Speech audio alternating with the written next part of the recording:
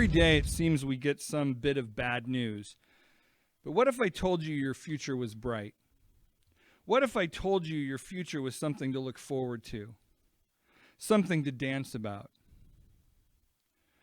Today we're going to look at Joel 2:21 and see what this verse tells us about our current situation as well as our future. So let me just turn right to it. Joel 2:21 says, "Fear not, O land, be glad and rejoice, for the Lord will do great things." Now I want to start by getting some perspective on this. And this was written to Israel. It's written specifically regarding Israel and Jerusalem. And within it we can see some prophecy fulfilled, because it talks about a scattering and then a gathering back together, and we know that Israel was scattered, and that they came back as a nation in 1948, and that they've been blessed during that time. And so there's fulfillment of this word. There's fulfillment of the prophecy that when we read this, we can see that fulfillment. And so very literally, it's being written to Israel. But, we are spiritual Israel because it's written to God's people. And we are God's people. And specifically, if you have Bible scholars talk about this passage, some will say, well, it can't really apply to the church of today because of this, that, or the other thing. But they will agree that it can apply to us individually. And if we are, in fact, God's people, I think it can apply to us collectively today as well. But on an individual basis, spiritual Israel, you are God's. We talked about that last week. He's called you by your name. And he says, you are mine. So we are spiritual Israel from that standpoint. So we're going to look at it from that perspective. And let's see where we go with this today. So it says, again, our key verse, "Fear not, O land. Be glad and rejoice, for the Lord will do great things. Be not afraid, ye beasts of the field, for the pastures of the wilderness do spring. For the tree beareth her fruit, the fig tree and the vine do yield their strength. Be glad then, ye children of Zion, and rejoice in the Lord your God, for he hath given you the former rain moderately, and he will cause to come down for you the rain, the former rain and the latter rain in the first month. And the floors shall be full of wheat, and the fats shall overflow with wine and oil. And I will restore to you the years that the locust hath eaten, the cankerworm and the caterpillar, and the palmer worm, my great army which I sent among you. And ye shall eat in plenty and be satisfied, and praise the name of the Lord your God, that hath dealt wondrously with you. And my people shall never be ashamed.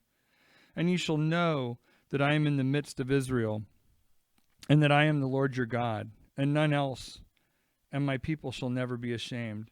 And it shall come to pass afterward that I will pour out my spirit upon all flesh, and your sons and your daughters shall prophesy, and your old men shall dream dreams, and your young men shall see visions. And also upon the servants and upon the handmaids, and in those days will I pour out my spirit. And I will show wonders in the heavens and in the earth, blood and fire and pillars of smoke.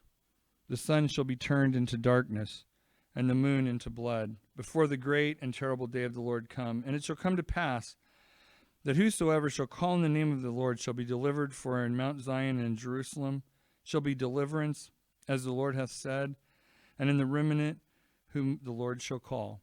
So that's our total passage that I want to look at. And so as we begin to break this down, our key verse, "Fear not, O Lord, be glad and rejoice, for the Lord will do great things." So let's talk about that for a minute. Continues on, verse 23, he says, "Be glad, ye children of Zion, and rejoice in the Lord.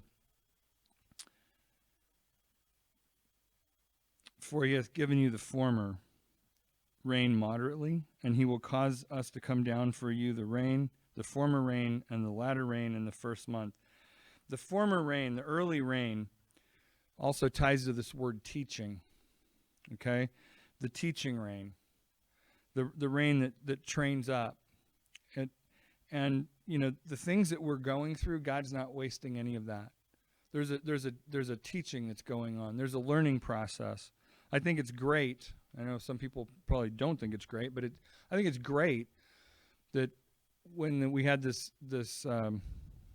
initial reaction to no singing in church, that we were able to talk about worship being more than singing. That's a teaching moment.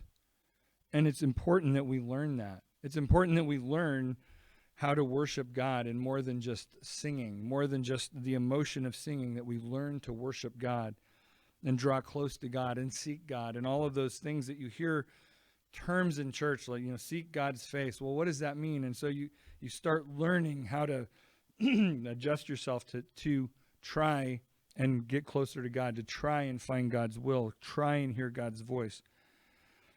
So in light of that, the teaching rain, he says, fear not. Don't be afraid. And I apologize. My voice is a little rough this morning. Been on the phone a lot the last few days. I kind of talked my voice out. Anyway, so he goes on. He says about the be glad, you children of Zion, and rejoice in the Lord your God, for he hath given you the former rain moderately. The former rain, the teaching rain, moderately, righteously. Teaching you right. And he will cause to come down for you the rain, the former rain, talked about that already, and the latter rain. Now the latter rain is the gathering. It's the later rain. It's for gathering. It's the reaping or harvesting rain. It's that when you get that last bit of stuff you need so that you can have a good crop, a good harvest. So that's what he's telling us. He's going to give both rains in the first month, that first month of harvest. He's going to give both, the former and the latter rain, the teaching rain and the gathering rain, or the harvesting rain. And we're to rejoice in that. In fact, it says, fear not, O land, be glad. And this term, be glad, is the idea of to spin around or dance for joy. Why do I have to fear, and why am I so glad? Because he's going to do these things. He's going to send these blessings. So I can be glad and rejoice. For the Lord will do great things. And this word rejoice is brighten up. That's what it means. Or lighten up or brighten up. I like brighten better. It's really more accurate. Spin around and dance and get happy. Have a smile on your face, a brightened countenance. Why? Because God's going to do great things. Now, before we go on to the next little section in our outline here, I want to just talk about some things. You know, it's real easy for us to get dark. It's real easy for us to get dark with all the things that are going on, all the bad news, and, you know, it's one thing right after another, and, you know, there's discussion. We're going to be dealing with the mark of the beast, or, you know, we're dealing with this, or you're not going to be able to meet at all, or all of the things that we're being told. And the Bible does foretell of a tribulation. But I'll tell you this, it talks about blessing and things that are going to go on before that tribulation begins.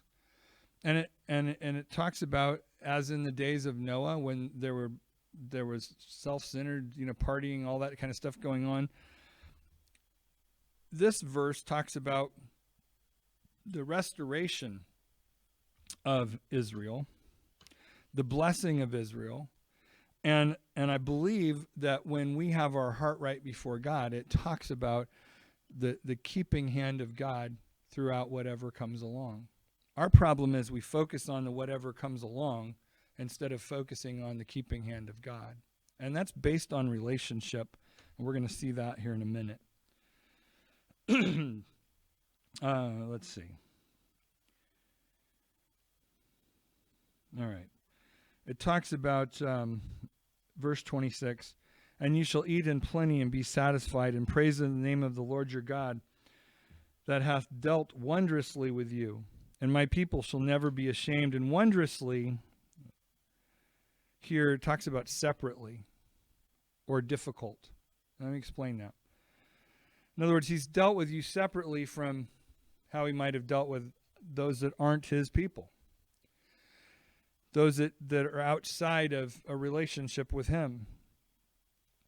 And when it talks about difficult, it's talking about doing the hard thing to do. So if we look at that in context again, and you shall eat in plenty and be satisfied, and praise the name of the Lord your God, that hath dealt separately with you, that has dealt with the difficult things with you.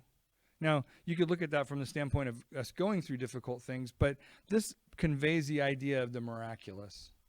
In other words, miraculously you shall have plenty, and miraculously you'll be satisfied, and you'll be able to praise the Lord your God because he's dealt with you separately in this miraculous way.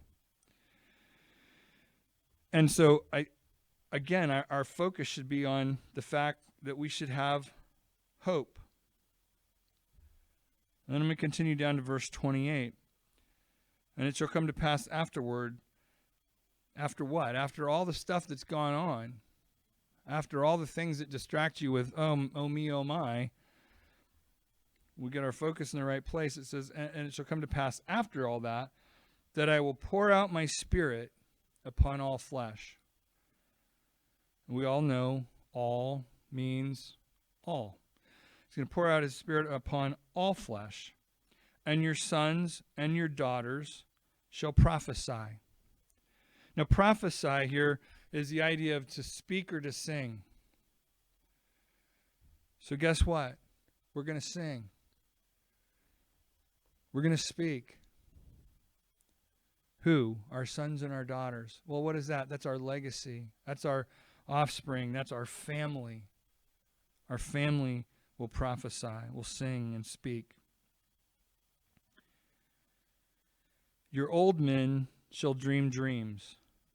Now, dreams here, the word literally means to bind firmly. Bind firmly to what? Well, it's the vision. It's the the plan. It's the future. They will have a dream. We talk about what are your hopes and your dreams. Well, that's what we're talking about here. It's binding firmly those hopes and dreams. And it also is the idea of recover. To recover or recovering. So again, it points back to the fact that God is going to do a miracle of recovery. All right? So your old men will dream dreams. And your young men shall see visions. And young men here really means the select. Who? The select. Right? That's the ones that are really in seeking God. The ones who are they'll see visions. And what are visions? Well, visions is the idea of the word revelation. In other words, a revealing of something not previously seen, not previously recognized. Your select people will see a revelation of something they hadn't seen before, a new revelation of God. That's the book of Revelation, is John's revelation, the revealing to John of more of who God is. As we seek God, we'll see more of who he is. We'll have a greater understanding, and that revelation will help us to in this whole concept, right, of being able to bind firmly the idea of vision that recovers from what we've been through. So, verse 30. And I will show wonders, again, the miraculous, in the heavens and in the earth, blood and fire and pillars of smoke.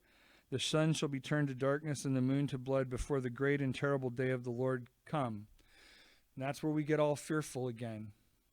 We get worried that, oh my goodness, it's just horrible. Bad things are going to happen. That's where that comes from. We focus on that. Oh, if there's blood and darkness and it's a great and terrible day, we're stressed out. What if you have to have a mark or you can't buy or sell? Well, what if God provides? Isn't that part of recovery? Isn't that part of vision? Isn't that part of a dream? Isn't that part of having something to dance about if God provides? Who provides now? Is it you or is it God? Well, you don't understand. I'm a very successful person. I make blah, blah, blah dollars a month. Now, you have to understand, God holds your very breath in his hand. And he has blessed you with certain talents and skills and opportunities. And those things have come to fruition in your life. That's still God's provision. Without God's providing your next breath, you don't have a next breath. It ain't happening. Where's your focus? I want my focus to be on God. I want my focus to be on, no matter what happens, I can trust God and be taken care of. Why? Because he says he is the existence. We get lost in things like creation and frequently I like to go back to Genesis 1:1, in the beginning God. And if you don't believe that, you already have a problem.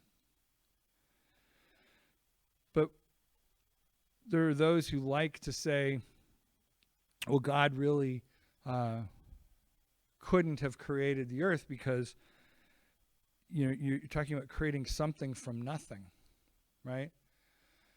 And here's what I would put to you. God says he is. He says, I am. And that translates, I am existence. I am the very source of life. And it says that he spoke the world into existence with his word. And we know that Jesus was the word that became flesh. So when we look at creation, are we looking at something where God created something from nothing? No, we're not. We're looking at something where God created something from everything. Because he created it. Existence, all of existence, created it. We may not understand how he moved this piece to that piece or whatever, but the reality is he didn't create something from nothing. He created something from everything because he created it from himself. When we recognize who God is, we can start to trust that God can handle whatever the situation is. We don't have to stress about it. We don't have to worry about it. We don't have to have high blood pressure over it or anxiety or anything else. We can trust God. And just to stay on course with what I said earlier about when we use these terms and what does it mean? If I trust God, what does that mean? Well, practically, it might mean I need to just pray until I have peace. Do I need to ask God for something in that prayer? No, I probably need to just confess a whole bunch of stuff to him. God, I'm struggling to trust you, and I need to. God, help my unbelief. Fill me with faith. So,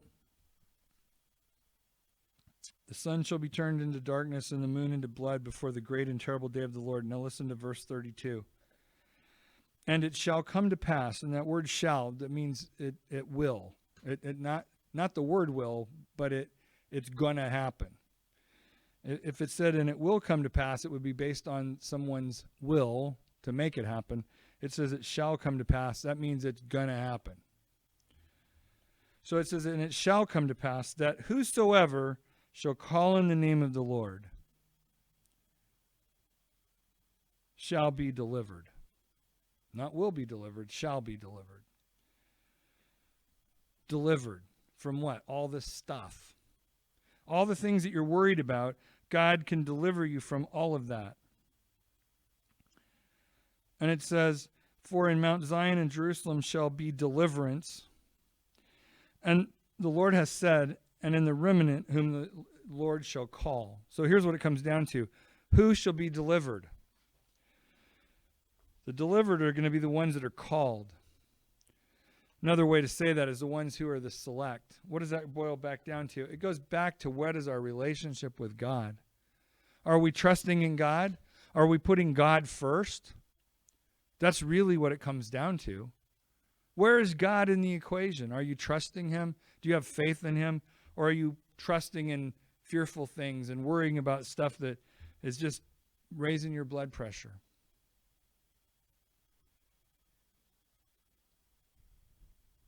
We need to put God first, and then we can relax. Now, do we want to be a testimony? Yes. Will we maybe have to go through things? Yes.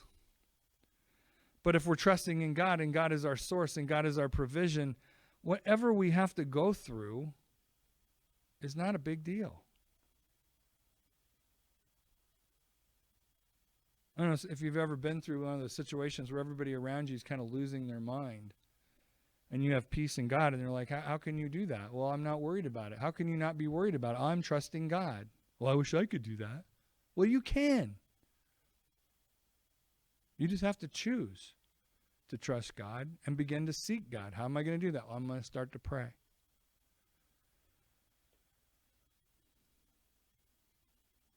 So our summary today, we look at, says, what is the fear? And the reality is, the fear is that there's going to be all this loss and ruin from all the things that are going on. In other words, when this was written, they hadn't gone through this just yet, but they were gonna. They hadn't seen the answer just yet, but they were gonna. We fear loss and ruin. That's what we fear. So what's the cause of that? And I'll tell you, it's looking without eyes of faith. It's when we look to ourselves. It's when we look to our material goods. We look to our own abilities. And, it's very easy to cause someone to doubt themselves. And our enemy is very good at that. And we're really good at making ourselves doubt. Sometimes I could create doubt by just asking you if you're really sure. Are you really sure? And you might doubt that. We struggle with learning sometimes because if someone says anything to us, we take offense because we're insecure. Why? Because we're looking at our own ability to provide. We're not looking through eyes of faith. So how do we overcome this? And it's a simple answer, and we've used this probably this very answer on several other lessons, but it's to trust in the Lord. And this whole series, I'm afraid not, is dealing with not being afraid. We're not supposed to be afraid. The Bible tells us over and over and over and over again, fear not, don't be afraid, peace, be still, have peace. What's it saying? Trust God. Quit trusting in yourself and trust in existence. Quit trying to figure out how he created something from nothing when he didn't. He created something from everything. And so you're not trusting in some unforeseen nothing. You're trusting in everything. You're trusting in the very existence of God. So why does it matter? Well, I got news for you. We're all going to go through stuff. And I'm not saying that we're all going through the tribulation, but we all have tribulations that we go through. You might have financial issues. You might have health issues. You might have whatever. And within those things, are you going to sorrow and fret, or are you going to dance? Because God has called us to be glad and rejoice, to dance like nobody's watching, right? Just cut loose and dance in the Lord. Why? Because we have something to rejoice about, because we're going to sing, because he didn't say, I might do this. He said, I will do this. For those that are called, those that are seeking his face, he will provide us deliverance. Deliverance from what? From it all. You can go through a difficult thing and God can deliver you. And you say, well, how is he delivering me from it if I had to go through it? Well, here's the thing. If you go through it and you have the former rain, if you have the teaching so that you can learn and grow, and you have the latter rain so that you can see the harvest and the purpose behind it all, then guess what? I was delivered through that. I didn't suffer through it. I wasn't sorrowed through it. I was able to dance. So our prayer today says this, is thank you, Jesus. You have saved me. Forgive me my doubts and disobedience. Fill me anew with your faith. Help me to let your hope and light shine through me. Let me be a witness for you every day of my life. Amen. We have a choice this morning. We have a choice to trust God and go out and dance. Or we can sit and be worried and anxious and have no promise of that deliverance. And I don't know about you, but I would rather trust in God and have a promise of deliverance than sit around and feel sorry for myself. And so this morning, I would encourage you to begin to pray that prayer, to have rejoicing before God for what he's already done, for the salvation he's already provided, because he's already provided for you a deliverance from your sin. Accept that. Begin to walk in that. And let's go out this morning and let's dance. And that's it for this morning.